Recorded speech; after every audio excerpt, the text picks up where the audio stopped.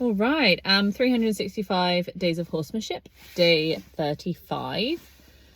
So yeah, not too bad of a day. Lots of mistakes on my part, but mistakes where I understood what had happened and I think I know where I'm going to go with it. So that was good. Lots to consider. My initial plan was I wanted to play with Mia today in the arena. I wanted to go and do that first. I wanted to do Lawrence afterwards because I wanted a little bit of time to think about what I was going to do with him after yesterday. And then I realised I couldn't do that because Mia's plats need doing. I don't have enough time to do both today, unfortunately. And then as I was coming across, I looked over at Lawrence and he immediately connected with me. So rather than leaving him, I then did him first, which actually turned out okay. The reason he connected with me, I think, was more because of food than anything else. All three of the herd came up to the fence, and there was a lot of, expectation of food initially, but I just kind of tried to just, be supportive through it, ride it out by just keeping moving, and then started massaging him, and that was going quite well. And that was an interesting thing for me to think about, because I did kind of think to myself, okay, well, how do I fit this in? Like, I don't really know where that massage fits within freedom-based training. Definitely, well, we're not fully in flow because I'm moving and he's not moving. So it's supportive leadership. But he's happy in it and he's connected to me, and I'm sort of supporting him into lots of focus changes. And I think as long as I change position every time there's a big focus change, then that's good. Yeah, so that was good. The massaging was good. I think one of the problems with Lawrence, actually, I still have quite a lot of, like with Mia, I don't have the same problem. I don't really have guilt with Mia, because I kind of feel like, if I wasn't doing stuff with her, then nobody would be. And even though that's the same for Lawrence. And also I feel like I guess maybe I have less expectations of her. And I feel like the journey is longer. Like, she's younger, I feel like there's more time. With Lawrence, if I don't feel like I've spent enough time with him, I feel really guilty. And I think that emotion sort of forces me or pushes me into being more results driven. And I think I have expectations of Lawrence that I don't have of Mia. And I think that's partially what's going wrong, is that I'm still pushing against this. Like I talk a lot about brace with Mia, but basically, it's the same thing with Lawrence. Like, it's emotional brace. It's just presenting differently. Like with Mia, it presents as fight and it's like physical brace. And so it's very easy to identify, but ultimately it's coming from the mind. With Lawrence, it's mental brace, which comes across as nothing. He is pretty tolerant of pretty much everything, but I don't have the mind. And so with Mia, it's like there's all of this spectrum of stuff she can go through. And even if I push her into a bad place, there's always then a better to come back to. Even if she gets pushed into physical brace and a little bit of fight, and then it's we can just soften it a little bit and, oh, that's so great, and you feel better, whereas with Lawrence, there's so much tolerance and acceptance, mostly just tolerance, that there's not really any space to push, because it's just mental brace. And I think I've been having too high expectations, and I think I need to work on my patience, because I also was thinking today, it was a good session with him, and basically the upshot of it was that we had that nice moment, and then we had another nice moment, which was that I went then to just hang out with Cracker, and he followed me, and that was lovely. And he followed me, and then he started grazing, and that was really nice. Then I was in flow with him for a bit, and then I should have left. and I wasn't sure to leave because it was like, things are good. But I think, you know, if he's in a place of enjoyment, I think a place of enjoyment is a good place to leave. You know, like, yeah, in the ideal world, I wait till the next focus change. You know, I come, I give him a stroke and then I leave. But ultimately, he's in a place of enjoyment. He's happy, we're in flow. I can wait for, you know, his eye to come towards me, that moment of curiosity. You know, come towards him, be in his favourite place for one breath and then leave, right?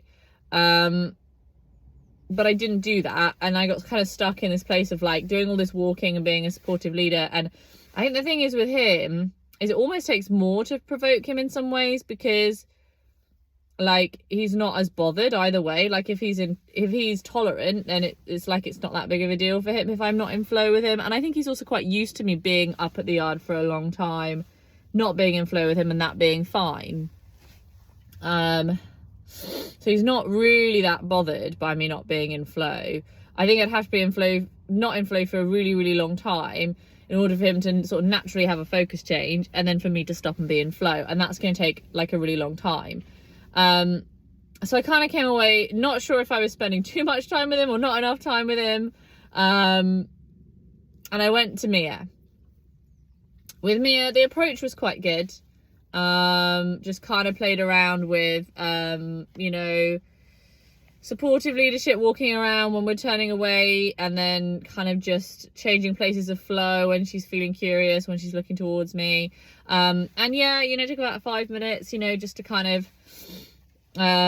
get in there next to her. And I started on the plaits. The first plait, I undid it. It's tricky because I can't be in flow with her while I'm doing the plaits, and initially I wasn't really sure how I was going to manage that, and then she told somebody off, and then I think I got in her way, and she decided that this was too annoying that I was there, and she like switched into intolerance and just like ran away a few strides, and like the head tossing was coming up, and I was thinking, okay, I need to do a better job here of not annoying her. And so then that became my goal. And actually, while I was getting into the third plait, I was trying to kind of be in flow with her movements a bit more and not annoy her.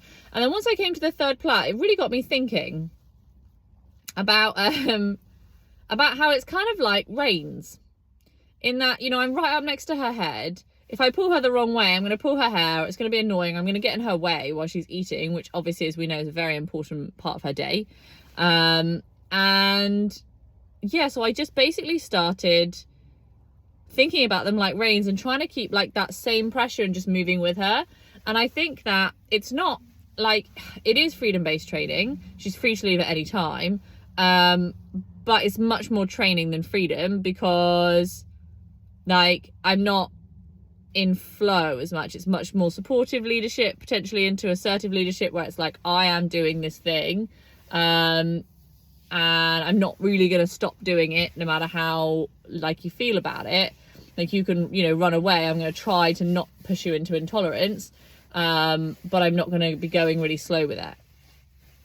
And actually that was quite interesting, and I felt like that's a good journey for us to have with that, where that's kind of my time to prove to her my feel and timing, and that I can be in flow with her in that way. And a good skill for me to learn, you know, because you do kind of like, I think when we're riding, it's a lot going on. And I think, you know, when you learn to drive, it's a bit like that, where it's like that conscious incompetence, you know, unconscious incompetence, conscious incompetence. And then it's like conscious competence, where you have to think about everything all the time, and then stuff becomes automatic.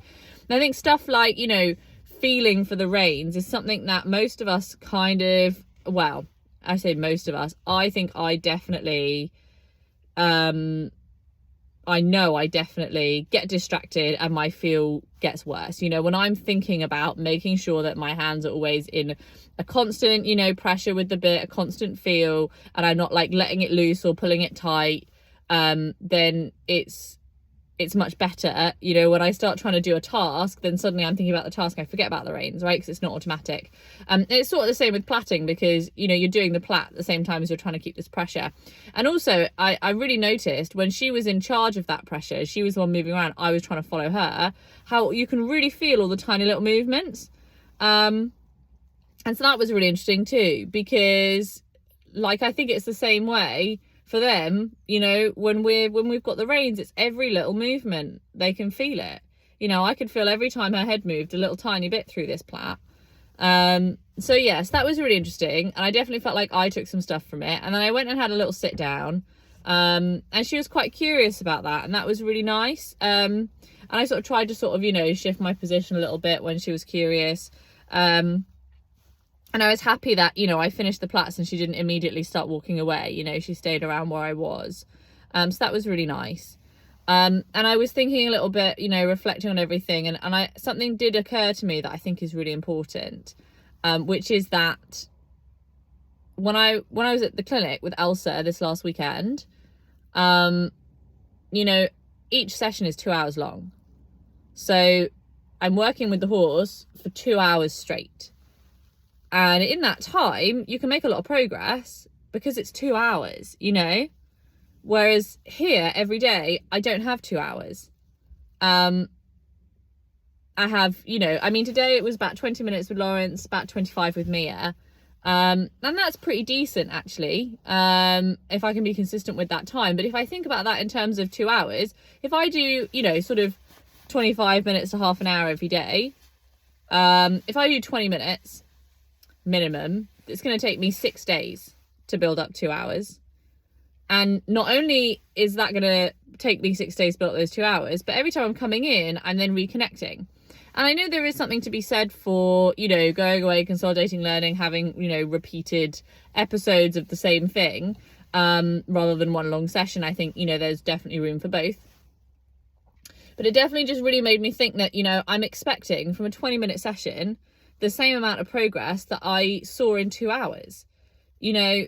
So, and I'm also expecting it in a completely different environment where my horses don't have as much motivation to be curious about me, you know, because ultimately, even for Mia, you know, being in that environment with all those other horses around, her level of safety and all those other people, you know, her level of safety is lower. So automatically she's going to look for familiarity, and I am the most familiar person to her that's available to her at that time, you know. And with Lawrence, that's certainly the case.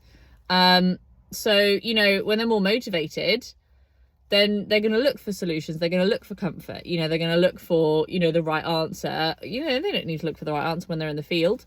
You know, that's where their family is. That's where they live all day, you know. And if I come in and just, you know, make their life more uncomfortable, then what am I really achieving, you know, with that? Of course, they're not, you know, going to want to hang out with me. So I think it's a real lesson in just being more patient. And I'm like sighing as I say that because I don't want to be more patient. You know, I want everything to happen now. But I think especially with Lawrence, I think that's the tack I have to take. And even though I don't feel it, and even though I can still feel that impatience, I know that the sooner I relax and take that pressure off and start really trying to be patient, the faster things will happen. I just need to get myself into that mindset, and that's a journey, you know. And so today wasn't perfect, but I think I made some big discoveries for me, and yeah, I'm excited to take those forward.